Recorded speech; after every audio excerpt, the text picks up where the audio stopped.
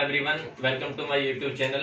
आज मैं आपको नर्वस सिस्टम्स का क्लासिफिकेशन बताने वाला हूं। देखिए, नर्वस सिस्टम्स का क्लासिफिकेशन मैं इसलिए यहाँ पर इम्पोर्टेंट बताना समझ रहा हूँ क्योंकि अभी तक हमने डी फार्मा सेकेंड ईयर और यहाँ तक कि फर्स्ट ईयर की केमिस्ट्री में भी कुछ ड्रग्स ऐसी थी जो सेंट्रली एक्ट कर रही थी, लेकिन डी फार्मा फाइनल ईयर में क्या है कि जो केमिस्ट्री में और फार्माकोलॉजी एंड टॉक्सिकोलॉजी में drug acting on central nervous system वो हमने पूरी क्लासेस पढ़ा दी हैं उसमें।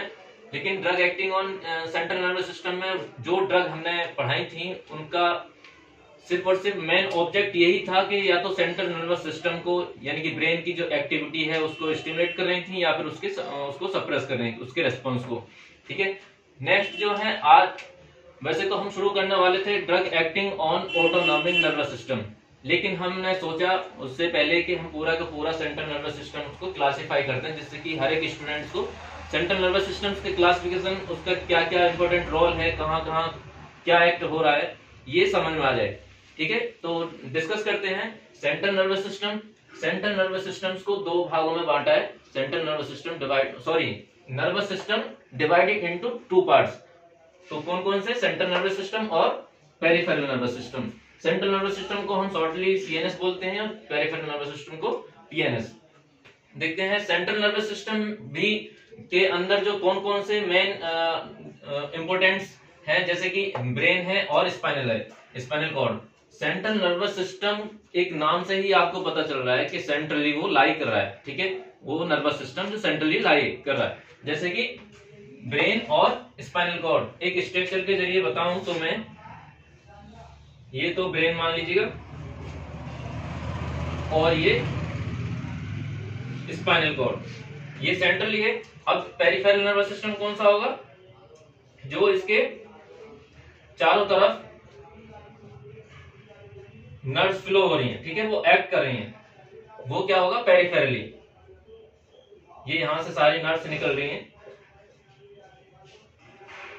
स्पाइनल कॉर्ड से भी और मतलब ब्रेन से भी।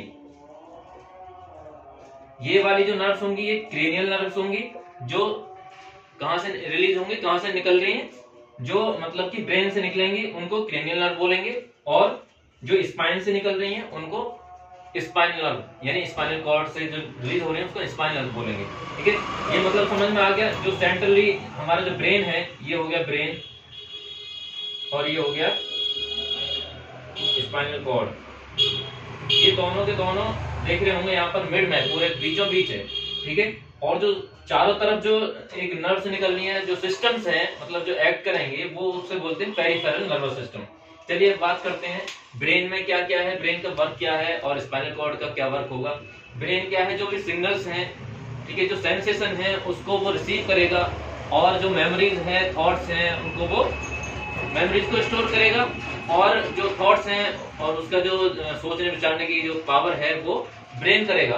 ठीक है, स्पाइनल कॉर्ड में ये एक सिग्नल्स को कलेक्ट करेगा, conduct signal to and from the brain, मतलब ब्रेन से सिग्नल्स को कंडक्ट करेगा, कंट्रोल रिफ्लेक्स एक्टिविटी, और रिफ्लेक्स एक्टिविटी जो कुछ एक्टिविटी ऐसी हैं उनको वो कंट्रोल करेगा। ठीक है, नेक्स्ट है पेरिफेरल नर्वस सिस्टम। अब इसके दूसरे उसके बात करें, सेंट्रल नर्वस सिस्टम से दूसरा जो है पेरिफेरल नर्वस सिस्टम, यानी कि ब्रेन और स्पाइनल को छोड़कर चारों तरफ जो नर्व्स निकल रही हैं, ठीक है, और वो किसमें है? पेरिफेरल नर्वस सिस्टम यानी पीएनएस। अब पीएनएस को भी डिवाइड किया है दो भागों में, PNS divided into two parts. कौन कौन से? मोटर न्यूरॉन्स और सेंसरी न्यूरॉन्स। मोटर न्यूरॉन्स क्या है? देखिए, पहले सेंसरी की बात करते हैं।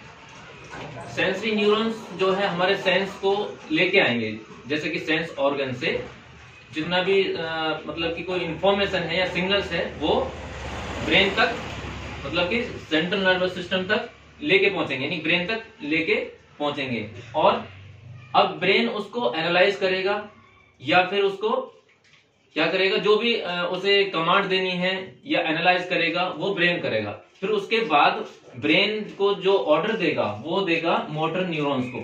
मोटर न्यूरॉन्स या तो सपोज दैट कोई हमारे हाथ पर मच्छर काट रहा है, ठीक है, अब मच्छर जो काट रहा है वो सिग्नल्स कहां से गया? स्किन से गया। ठीक है, स्किन से सीधा पहुंचा मतलब कि ब्रेन तक, किसके जरिए? सेंसरी न्यूरॉन्स के जरिए। और ब्रेन ने उसको एनालाइज किया और एक तुरंत ही फाइल खोली कि भाई इस टाइप का भी कोई जानवर है या कुछ मक्खी है, मच्छर है, जो भी है, या मॉस्किटो है, अगर इसको बैठने दिया तो हो सकता है कि ये डेंगू हो सकता है या फिर कोई मलेरिया हो सकता है। और वो खुद एनालाइज करके तो मोटर न्यूरॉन्स को वो कमांड देगा, ठीक है। अब मोटर न्यूरॉन्स जो हैं वो किसकी हेल्प से वो एक्ट करेंगे? वो जो CNS2 मसल्स एंड ग्लैंड्स, ये मोटर न्यूरॉन्स जो हैं मसल्स, स्केलेटल मसल्स क्या करेगा? उसको या तो किल कर देगा, उसे मतलब मार देगा, या फिर उसे हटा देगा। और ग्लैंड्स इन दोनों को वो क्या काम करेगा? मोटर न्यूरॉन्स जो हैं एक कमांड लेके आएंगे, कहां से? सेंट्रल नर्वस सिस्टम से, यानी कि ब्रेन से या स्पाइनल कॉर्ड से। नेक्स्ट चलो बात करते हैं मोटर न्यूरॉन्स के भी जो है यहाँ पर डिवाइडेड किया है दो भागों में, एक तो सोमैटिक नर्वस सिस्टम और ऑटोनॉमिक नर्वस सिस्टम। सोमैटिक को SNS और ऑटोनॉमिक नर्वस सिस्टम को ANS हम शॉर्टली बोलते हैं। अब देखिए सोमैटिक में क्या है? कंट्रोल वॉलेंट्री मूवमेंट, यानी कि वॉलेंट्री जो मसल्स हैं उनको ये सोमैटिक नर्वस सिस्टम जो है उसको कंट्रोल करेगा। नेक्स्ट ऑटोनॉमिक नर्वस सिस्टम, जो ऑटोनॉमिक जो इनवॉलेंट्री मसल्स हैं, वॉलेंट्री जो हमारी इच्छा अनुसार कंट्रोल कर रहे हैं, जो हमारी मसल्स हैं, ठीक है, ये हमारी इच्छा अनुसार कंट्रोल हो रही है, इच्छा अनुसार चल रही है। हम चाहें तो इन्हें मूव कर सकते हैं, नहीं चाहें तो नहीं कर सकते हैं। इनवॉलेंट्री मसल्स कौन सी हैं? जो हमारी जो हार्ट मसल्स हैं, जैसे कि, ठीक है, और स्टोमक्स में कुछ मसल्स हैं जो इनवॉलेंट्री मसल्स हैं, क्योंकि हमारे उसमें जो है पूरी तरह से कंट्रोल नहीं है, यानी कि जो बिना इच्छा के जो मसल्स जो चलती हैं या मूव करती हैं वो इनवॉलेंट्री, और जो इच्छानुसार मूव करती हैं वो वॉलेंट्री मसल्स, ठीक है।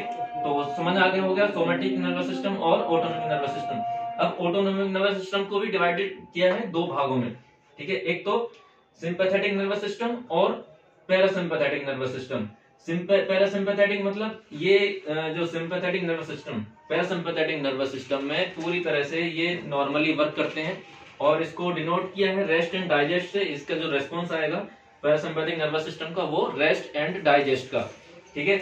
जैसे कि हमारी पूरी तरह से मतलब कि पेरिस्टाल्टिक मूवमेंट होना चाहिए, हार्ट रेट जो नॉर्मल होनी चाहिए, जितना होता है कि नॉर्मल वैल्यू है, और जो टैकीकार्डिया, ब्रैडीकार्डिया, ये बिल्कुल नॉर्मल होनी चाहिए। ऐसा नहीं है कि एक्सेसिवली ये हाईली मूव कर रही हैं, ठीक है, तो कंट्रोल में होना चाहिए। तो इसलिए इसको रेस्ट एंड डाइजेस्ट इसको मतलब रेस्पॉन्स मिलेगा। और सिंपैथेटिक नर्वस सिस्टम में मतलब कि कभी कभी ऐसा होता है कि किसी डर की वजह से, किसी फियर की वजह से या फाइट की वजह से, और मतलब कि ये fear, fight and flight, triple F को ये रेस्पॉन्स प्रोड्यूस करेगा, यानी कि ये सिंपैथी प्रोड्यूस करेगा। सिंपैथेटिक नर्वस सिस्टम में सिंपैथी, बॉडी को सिंपैथी प्रोड्यूस करेगा। सिंपैथी क्या है? तो सहानुभूति जो होती है, ये किसी से डर लग रहा है तो उसको जो ये एक तरीके से कामनेस कॉज करेगा, या फिर उसको जैसे कि कुछ डर है, कुछ शेर या कुछ सांप पीछे भाग रहा है, ठीक है, तो क्या होगा वहां पर? हम पूरी तरह से जान लगाएंगे, और वहां पर जो है जो सिंपैथेटिक नर्वस सिस्टम है ये वर्क करने लगेगा, और जो मसल्स की तरफ और जो ब्रेन की तरफ, हार्ट की तरफ जो है, चारों तरफ से ब्लड जो है वो कैरी होने लगेगा, क्योंकि ज्यादा एनर्जी मिले, ज्यादा पावर मिले।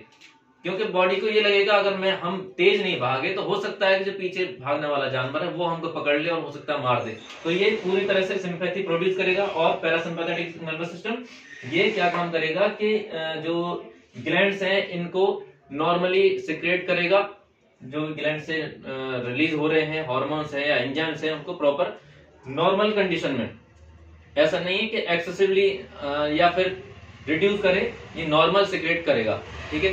तो ये था हमारा नर्वस सिस्टम्स के क्लासिफिकेशन। तो स्टूडेंट्स को मैं यही बोलना चाहूंगा कि ये पूरी तरह से इसको बार बार अच्छी तरह से समझ लें। इसको कोई भी स्टूडेंट इसको स्किप करने की कोशिश ना करे। अगर वीडियो को स्किप कर दिया तो समझ नहीं आएगा, धीरे धीरे समझ में आ जाएगा। नेक्स्ट हम ऑटोनॉमिक नर्वस सिस्टम्स में जो भी ड्रग्स आएंगे वो बताने की पूरी कोशिश करेंगे। तो थैंक यू।